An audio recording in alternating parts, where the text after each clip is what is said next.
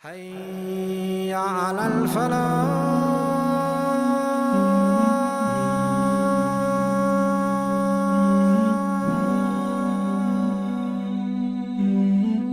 The days when we thought that the only way that our kids would become corrupted is by them hanging around with the wrong crowd, these days are long over. We are living in a day and age, because of these devices that we have handed over to our kids. The children are inside of the house and outside of the house at the same time. They have the World Wide Web a fingertip away. Today, let's just take some of our young daughters as an example. Parents are asking, why all of a sudden is my daughter wanting to dress in this inappropriate way? She wants to go outside without hijab. She wants to walk outside wearing these inappropriate garments. Why is this happening? I never used to dress like that. It is these apps that our kids are on, laylan wa nahara, sabahan wa masa'a. TikTok, an app, wallahi, that I believe anyone who believes in Allah Azza wa Jalla in the last day should not have on his phone. It is an app that has been created for one to upload videos of himself shaking his body while music is being played in the background. 95% of these videos that appear on TikTok, it has music playing in the background. These social media platforms are double-edged swords. You can do a lot of khair on Facebook, on Instagram, and some of these other social media apps. However, the fasad, the corruption that comes from it is something that cannot be put into words. Many years ago, and I didn't understand why the Shaykh was saying this. The Shaykh one time called Facebook Fiskbook. Later on I heard Instagram being referred to as Fitnagram. And recently I heard one of the Somali Shaykh called Snapchat Wasakhchat. Sadaqa wallah. When some of the brothers introduced me to Instagram, you can inshallah ta'ala deliver a reminder to them. Maybe they will come across a reminder and they will take heed. Because many are on there looking at filth and evil. But they said to me, don't click the search button. What happens when you click the search button? All of the filth that comes up, all of the haram that we see, has a huge effect on an individual's heart. So you find this miskina, laylan wa naharan, she's on these social media apps. One video after the next, scrolling, doesn't seem to be finishing. So much so that the hearts from a very young age has become absolutely black. When an opportunity of doing good arises, they don't feel like doing it. They see the muharramat, they become desensitized to it. It's become a norm. When you normally go for Umrah for a couple of weeks and you are abroad, and then you come back to the UK, the moment you hear a bit of music, you feel uncomfortable. As time goes on, you become desensitized. It becomes normalized because of the environment that we're in. So this young child is constantly looking at these videos all the time. Hours go by and he becomes now desensitized to all of this filth. And today, for those parents who don't know of this app that many children are on today, the app that is called TikTok. It is an app that has been created for one to upload videos of himself shaking his body while music is being played in the background. And the majority of that which is on there is women and men dressing inappropriately, shaking themselves, dancing to the tone. And then she watches this, he watches this, and becomes normalized to it.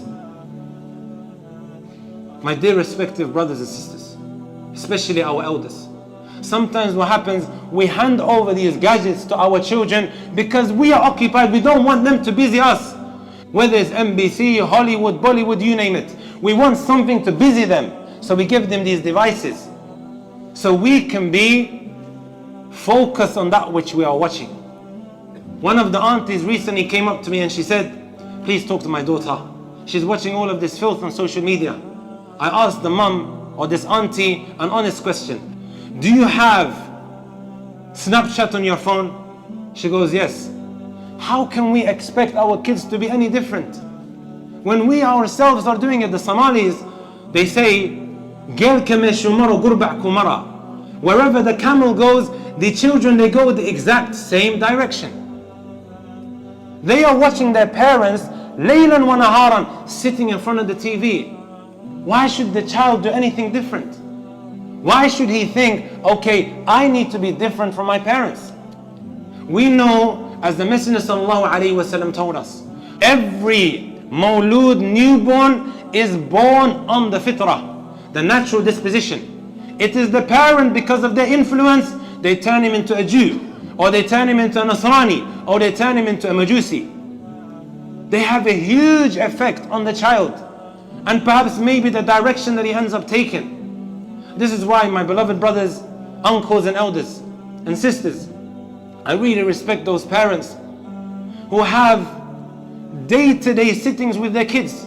Not only when the only time one may sit with this child is when he's done something wrong. Some parents, they sit with their kids every single night just to ask, how are you doing today? What's going on in your life? If we don't influence our kids, or we don't have a relationship with them, or we don't befriend them, wallahi al-azim, there will be enough people today who are ready to welcome them with open arms in today's society to evil and filth. Just ask your kids who are at university, which has become a playground for atheists and all of these other deviant groups from the different religions who are there to strip an individual away from his faith. So much so the child begins to hide what he believes, and he's got no one to talk to. The parents are busy and they don't know what's happening. They don't have a clue what's actually taking place. Why is there a growth in Muslims today renegating, leaving the religion of Islam? That which has a huge role to play is that which they access online. That is so easy for them to access. They follow some of these hashtags and then they become exposed to all of these doubts. Allah subhanahu wa ta'ala tells in the Quran, ثُمَّ لَتُسْأَلُنَّ يَوْمَئِذٍ عَنِ النَّعِيمِ. We are going to be asked about the bliss, the blessings that we have, all the good things that we enjoy and we take pleasure out of. Sometimes we give them these gadgets, right? Because we feel all of her relatives and his relatives, they have it. If I don't buy it for him, then he's going to feel left out. No problem. Walakin, my brothers and my sisters and my uncles and my elders, we are going to be asked about that which we are handing over. This ayah that I just quoted, the tafsir, as the Messenger mentioned, al-aswadan. You're going to be asked about the tamr, the dates and the water that we consume. If we are going to be asked about this, then billahi alaykum, we're not going to be asked about these gadgets that we are handing over, which is our responsibility to be controlling and checking constantly what they are doing. The Messenger sallallahu alayhi wasallam, he said in a hadith, one's feet on Yawm al-Qiyamah will not move until he's asked about 4 things. One of the things was where you got your money from and what you spent it on. Yes, we are going to be asked about it. Every single individual is a shepherd, and every single individual has the responsibility of looking after his flock. The Messenger ﷺ, he said in another hadith, there's not an individual who has had a responsibility placed on his neck. The day when he dies as a ghash, someone who's deceived his kids. How does one deceive his kids? The other narration states, he did not advise them accordingly. He saw them engaging in that which is displeasing to Allah. He said, leave him. He's still a young child. Wallahi al-azim, guys. I saw one of the relatives tell me, leave her, let her carry on listening to Justin Bieber. One of the relatives is saying, after I try to advise, do something about this, she's still young. What happens when you're still young?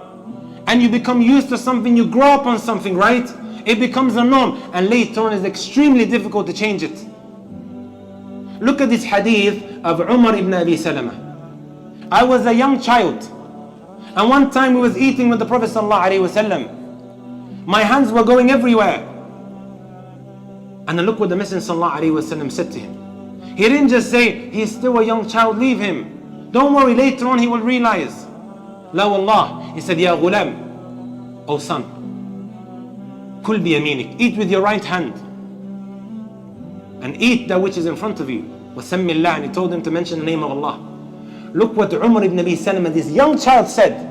I continued eating like this from that point on. It became instilled within him.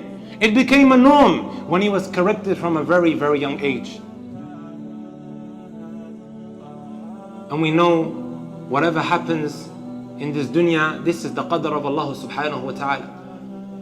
Sometimes one may find it extremely difficult to overcome some of the problems that he faces and the hardships that he goes through.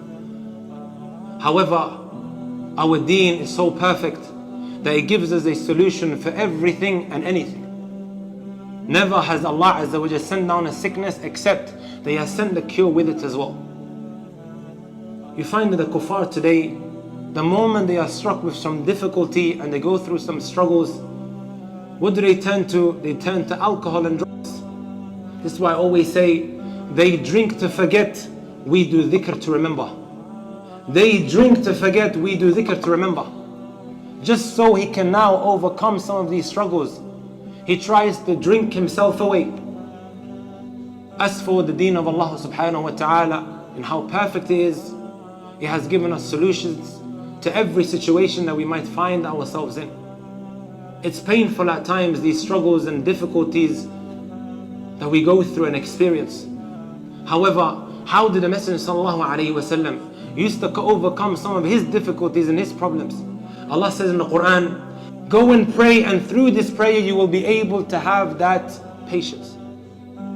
Whenever the Messenger sallallahu alaihi wasallam was struck with a difficulty, whether it was his own children who passed away, 6 out of his 7 children passed away in his lifetime. It's a painful experience. What did he used to do? He used to rush to the salah. Because the salah eases that pain. No matter what you're going through, whether it's financial difficulties, whether it is relatives that have passed away that were very dear to your heart. I haven't seen anything that allows you or helps you overcome that pain other than the salat. And to also conclude, one last point. The statement that we always utter when something of a calamity drops. Inna lillahi wa inna ilayhi raji'un. What does this actually mean? Let's turn over it for a moment. Inna lillah. We belong to Allah subhanahu wa ta'ala. And to Him we are going to return. Allah subhanahu wa ta'ala's messenger, they don't want us to be sad. They don't want us to be sitting around feeling sorry for ourselves. This is why we've been told to say, don't say, if only, if only, if only, if only. But rather say, قَدَّرَ اللَّهُ مَا شَاءَ فَعَلَ. You're returning the affair back to Allah Azza wa Jal. But if one does that, he gets back up on his feet and khalas, he moves on. Because he realizes everything that is happening is in the hands of Allah subhanahu wa ta'ala. I want sometimes to do something, you want to do sometimes something. But it is Allah subhanahu wa ta'ala whose decree and whose plan always falls through. ربنا آتنا في الدنيا حسنة وفي الآخرة حسنة وقنا عذاب النار. ربنا هب لنا من أزواجنا وذرياتنا قرة أعين واجعلنا للمتقين إماما. ربنا اصرف عنا عذاب جهنم إن عذابها كان غراما إنها ساءت مستقرا ومقاما. سبحانك اللهم وبحمدك أشهد أن لا إله إلا أنت أستغفرك وأتوب إليك.